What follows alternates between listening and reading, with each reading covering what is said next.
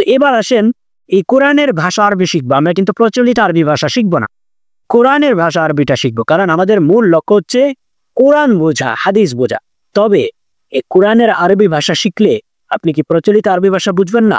অবশ্যই বুঝবেন, কিন্তু যেহেতু প্রচলিত আরবি ভাষার শব্দ ভান্ডার আপনি আয়ত্ত করেন নাই, তার মানে ওই কিছু শব্দ গ্যাপ থাকার কারণে হয়তো আপনি খুব ভালো করে বুঝতে পারবেন না, কিন্তু অবশ্যই আপনি রেগুলার আরবিও বোঝা শুরু করে দিবেন ইনশাআল্লাহ।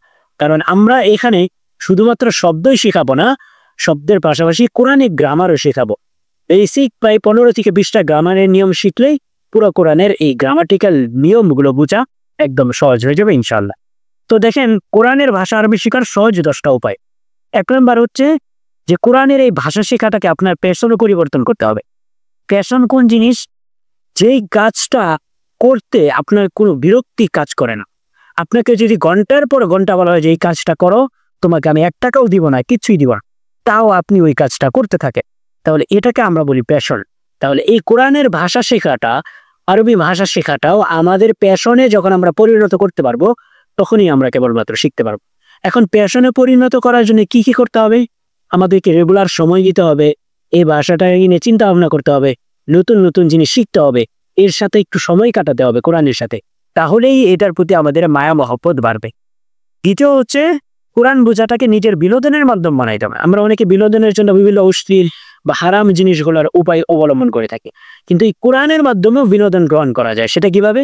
কোরআনকে যখন আমি পড়তে থাকবো, কোরআনের বিভিন্ন জিনিসকে যখন আমি ডিসকভার করতে থাকবো, পূর্ববর্তী জাতিদের বিভিন্ন কিস্সা ঘটনা এবং তাদের আযাব বিবরণ, এগুলো যখন আমি পড়তে থাকবো, তখন আমি জান্নাতের নাজ নিয়ামতগুলো পড়ার সময় আমার দিল খুশি হয়ে যাবে এবং জাহান্নামের বিবরণগুলো পড়ার সময় আমি দুঃখিত হব।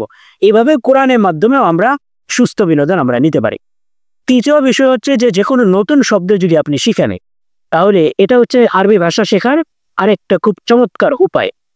তো আরবি ভাষা শেখার আরেকটা সহজ উপায় হচ্ছে যে কোনো নতুন শব্দ যখন আপনি শিখলেন, ধরেন একটা শব্দের অর্থ শিখলেন মালিকুন, মালিকুন শব্দের অর্থ হচ্ছে মালিক, তাহলে আপনার সাথে সাথে করণীয় হচ্ছে যে আপনি একটা আয়াতও শিখে ফেলবে, অর্থাৎ আয়াত দিয়ে শব্দ মনে রাখবেন। এটা হচ্ছে শব্দের মাধ্যমে, আয়াতের মাধ্যমে শব্দ শিখা। যেমন আপনি শিখলেন যে মালিকুন শব্দের অর্থ মালিক, তাহলে আপনি সাথে সাথে পড়ে ফেলবে মালিক ইয়াউমিদ্দিন, বিচার দিবসে মালিক। তার মানে মালিক ইয়াউমিদ্দিন এই সূরা ফাতিহার আয়াতের দ্বারা আপনি মালিক শব্দের অর্থ মনে রাখলেন।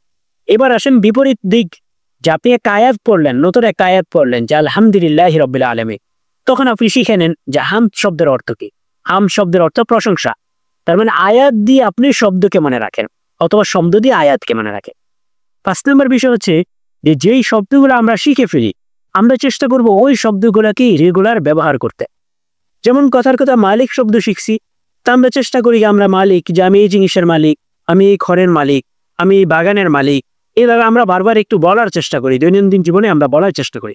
যখন বলার চেষ্টা করব, তখন এই শব্দের অর্থটা আমাদের জেনে, আমাদের মস্তিষ্কে গেঁথে যাবে ইনশাল্লাহ।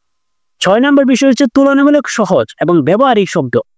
যেই শব্দগুলো সবচেয়ে বেশি ব্যবহার হয়েছে কোরআনে, যেই শব্দগুলোর ব্যবহার আমাদের দৈনন্দিন লাইফেও ঘটে, এই শব্দগুলো দিয়ে ভাষা শেখা শুরু করো।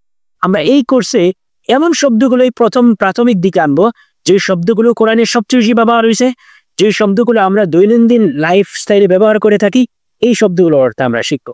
তাহলে এতেও কোরআনের ভাষা আরবি শেখাটা সহজ হয়ে যাবে ইনশাল্লাহ। 7 নম্বর বিষয় হচ্ছে যে আরবি ভাষায় লিখিত যেই সহজ বই পুস্তক আছে, বিভিন্ন আরবি কিতাবাদি আছে, এটা যখন আপনাদের আরবি ভাষার একটু যোগ্যতা হয়ে যাবে, তখন আপনারা এটা পড়তে পারবেন। এটা বললেও ওই পড়ার মাধ্যমে এই পড়ার যে স্কিলটা, এই রিডিং স্কিলটাও তৈরি হয়ে যাবে ইনশাল্লাহ। 8 নম্বর হচ্ছে যে বিশ্ববিখ্যাত স্কলার যারা আছেন, আরবি স্কলার যারা আছেন আরব দেশে, তাদের লেকচার শোনা।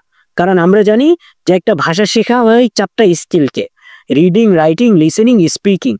তাহলে আমরা এই রিডিং স্কিল তো শিখলাম বই পড়ে, এখন আমরা যখন বিভিন্ন আরবি লেকচার শুনবো, তখন আমাদের এই যে লিসেনিং যে স্কিলটা আছে, এই স্কিলটা অর্জন হয়ে যাবে ইনশাল্লাহ। তখন এই কোরআনের ভাষা শেখাটা বা বোঝাটা এটা আরো সহজ হয়ে যাবে। 9 নম্বর আমরা করতে পারি মক্কা মদিনার খুতবা শুনতে পারি, যেটা সবচেয়ে উত্তম খুতবা, বরকতময় খুতবা। এই হজের সময় সবসময় লাইভ চলে, আমরা সেই মক্কা মদিনার খুতবা শুনতে পারি।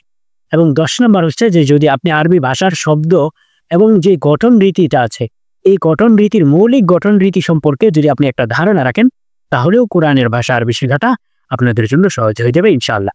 তো এই 10টা উপায় যদি আমরা অবলম্বন করতে পারি, তাহলে কোরআনের ভাষা শেখাটা আমাদের জন্য অনেক বেশি সহজ হয়ে যাবে, যেটা আমরা কল্পনা করতে পারবো না ইনশাআল্লাহ। তো এতটুকু কি আপনারা বুঝতে পেরেছেন? আমাকে একটু জানান। জি আলহামদুলিল্লাহ, এনজয় করছি। আচ্ছা আচ্ছা, পুরো কোর্সটা যখন শেষ হবে ইনশাআল্লাহ তাআলা, এবং এই পুরো সবগুলো ক্লাস যখন আমরা শেষ করতে পারবো, তখন আমাদের এই বুঝার এবং এই যে শেখার যেই এই আবেগ এবং আমাদের যে স্বপ্ন, এটাকে আমরা আরো একদম বাস্তব দেখতে পারবো ইনশাআল্লাহ তাআলা। তো তারপরে আমরা পরের স্লাইডটাতে যাচ্ছি।